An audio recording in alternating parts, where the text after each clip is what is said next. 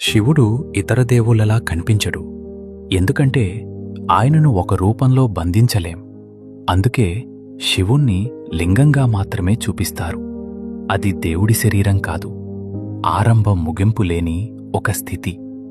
శివుడు రాజు కాదు, పాలకుడు కాదు. ఆయనకు సింహాసనం అవసరం లేదు. ఆయన శ్మశానంలో ఉంటాడు. ఎందుకంటే అక్కడ అహంకారం ఉండదు, హోదా ఉండదు. అందరూ సమానమే. శివుడు విషాన్ని మింగి కూడా దాన్ని తొలగించుకోలేదు. ఎందుకంటే సమస్యలను తొలగించటం కంటే వాటిని నియంత్రించటం గొప్ప శక్తి అని చూపించడానికి. అందుకే విషం ఆయన గొంతులోనే ఉంటుంది. శివుడు అలంకారాలను వదిలేశాడు.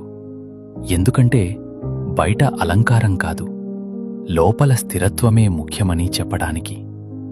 ఆయన ఆశీర్వాదాలు కూడా నిశ్శబ్దంగానే ఉంటాయి.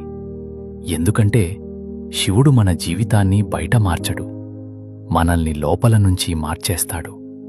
అందుకే శివుడు దేవుడు మాత్రమే కాదు, మనిషి చివరికి చేరుకునే స్థితి.